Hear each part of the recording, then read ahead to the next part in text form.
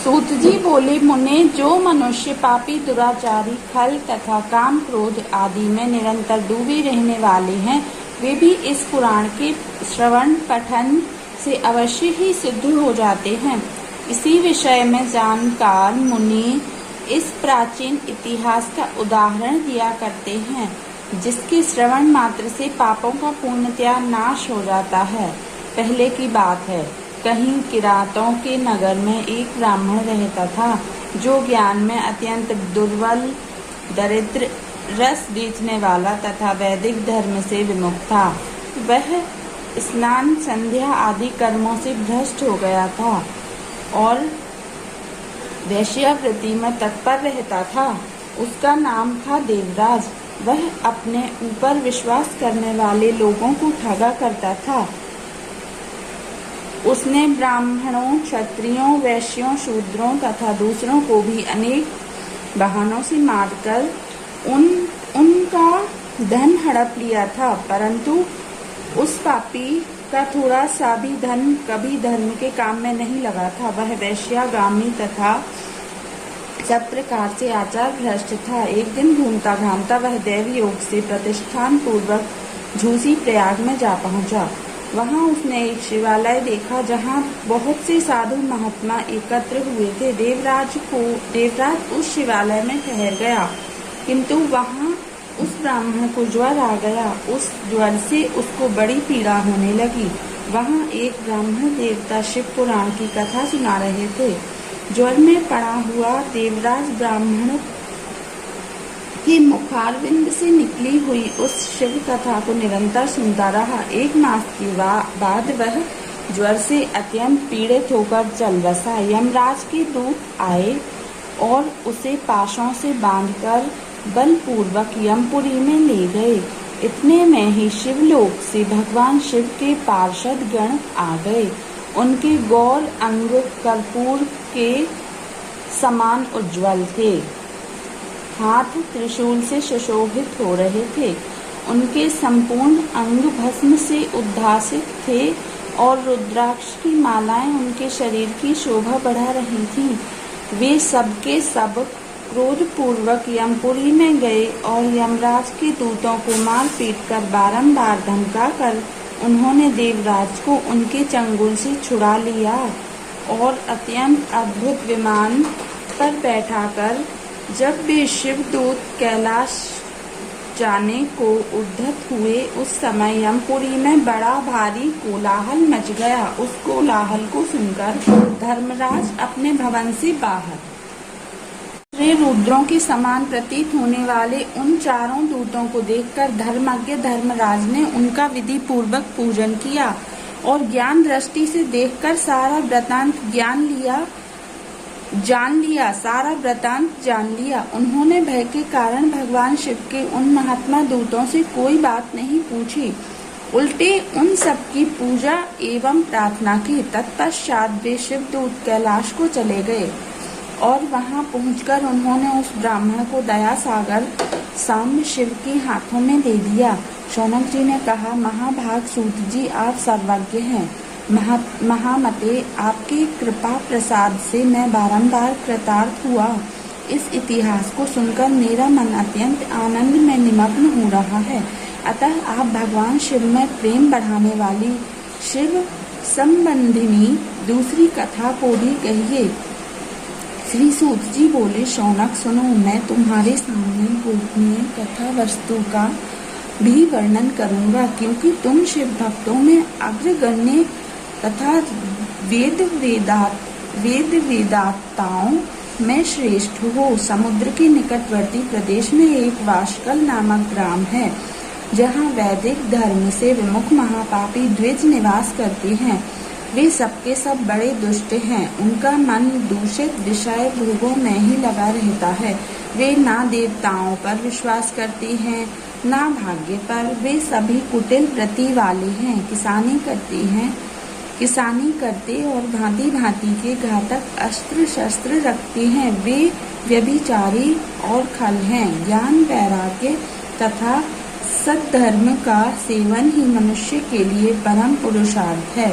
इस बात को वे बिल्कुल नहीं जानते हैं कि वे पशु बुद्धि वाले हैं। जहाँ के द्विज ऐसे हों, वहाँ के अन्य वर्णों के विषय में क्या कहा जाए। अन्य वर्णों के लोग भी उन्हीं की भांति कुत्सित विचार रखने वाले स्वधर्म विमुख एवं खल हैं। वे सदा कुकर्म में लगे रहते और नित्य विषय भोगों में ही डूबे रहते हैं। वहाँ की सब स्त्रियां भी कुटिल स्वभाव की, स्वेच्छाचारिणी, पापासक्त, कुत्सित विचार वाली और व्यभिचारिणी हैं। वे सब त्योहार तथा सदाचार से सर्वथा शून्य हैं। इस प्रकार वहाँ दुष्टों का ही निवास है। उस वास्कल नामक ग्राम में किसी समय एक बिंदुक नामधारी ब्राह्मण रहता था। वह बड़ा अधम था, दुरात्मा और महापापी था। यद्यपि उसकी स्त्री बड़ी सुंदरी थी तो भी वह कुमार्ग पर ही चलता था। उसकी पत्नी का नाम चंचुला था। वह सदा उत्तम धर्म के पालन में लगी रहती थी, तो भी उसे छोड़कर वह दुष्ट ब्राह्मण वैश्यागामी हो गया था। इस तरह कुकर्म में लगे हुए उस बिंदुक के बहुत वर्ष व्यतीत हो गए। उसकी स्त्री चंचुला काम से पीड़ित होने पर भी स्वधर्म नाश के भय से क्लेश सहकर भी दीर्घ काल तक धर्म से भ्रष्ट नहीं हुई, परंतु दुराचारी पति के आचरण से प्रभावित हो आगे चलकर वह स्त्री भी दुराचारिणी हो गई। इस तरह दुराचार में डूबे हुए उन मूढ़ चित्त वाले पति पत्नी का बहुत सा समय व्यर्थ बीत गया। तदंतर शूद्र जातीय वैश्या का पति बना हुआ वह दूषित बुद्धि वाला दुष्ट ब्राह्मण बिंदुक समयानुसार मृत्यु को प्राप्त हो नरक में जा पड़ा। बहुत दिनों तक नरक की दुख भोगकर वह मूढ़ बुद्धि पापी विंध्य पर्वत पर भयंकर पिशाच हुआ। इधर उस दुराचारी पति बिंदुक के मर जाने पर वह मूढ़ हृदया चंचुला बहुत समय तक पुत्रों के साथ अपने घर में ही रही। एक दिन दैव योग से किसी पुण्य पर्व के आने पर वह स्त्री भाई बंधुओं के साथ गोकर्ण क्षेत्र में गई। तीर्थ यात्रियों के संग से उसने भी उस समय जाकर किसी तीर्थ के जल में स्नान किया। फिर वह साधारणतया मेला देखने की दृष्टि से बंधु जनों के साथ यत्र तत्र घूमने लगी। घूमती घामती किसी देव मंदिर में गई और वहां उसने एक दैवज्ञ ब्राह्मण के मुख से भगवान शिव की परम पवित्र एवं मंगलकारिणी उत्तम पौराणिक कथा सुनी। कथावाचक ब्राह्मण कह रहे थे, जो स्त्रियां पर पुरुषों के साथ व्यभिचार जाती हैं, तब यमराज के दूत उनकी योनि में तपे हुए लोहे का परिघ डालते हैं। पौराणिक ब्राह्मण के मुख से यह वैराग्य बढ़ाने वाली कथा सुनकर चंचुला भय से व्याकुल हो वहां कांपने लगी। जब कथा समाप्त हुई और सुनने वाले सब लोग वहां से बाहर चले गए, तब वह भयभीत मारी एकांत में शिव पुराण की कथा बाँचने वाले उन ब्राह्मण देवता से बोली। चंचुला ने कहा, ब्राह्मण, मैं अपने धर्म को नहीं जानती थी, इसलिए मेरे द्वारा बड़ा दुराचार हुआ।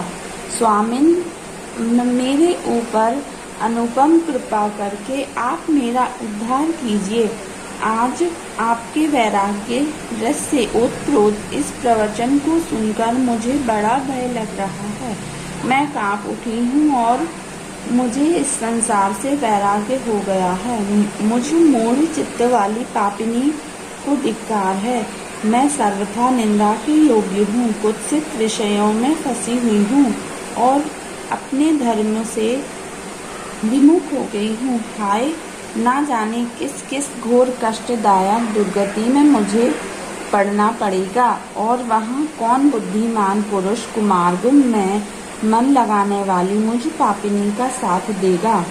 मृत्यु काल में उस भयंकर यमदूतों को मैं कैसे देखूंगी, जब वे बलपूर्वक मेरे गले में फंदे डालकर मुझे बांधेंगे, तब मैं कैसे धीरज धारण कर सकूंगी। नरक में जब मेरे शरीर के टुकड़े टुकड़े किए जाएंगे, उस समय विशेष दुख देने वाली उस महायातना को मैं वहाँ कैसे सहूंगी।